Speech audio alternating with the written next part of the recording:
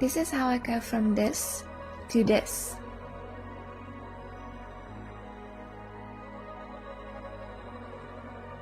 I use the Mycro Keratin Smoothing Shampoo and Conditioner and also the Mycro Keratin Keraxir Deep Repair Mask.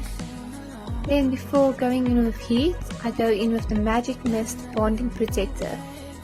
I then go in and give my hair a good dry. My hair is really thin, so I like to add some extensions.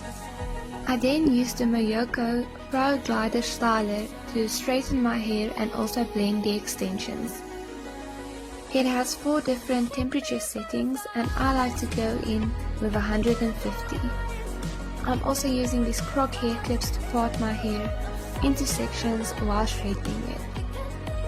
And I totally get what I call it the Pro Glider Styler because it glides like a dream. I then do section by section, straightening my hair and blending it with the extensions with the Pro Glider.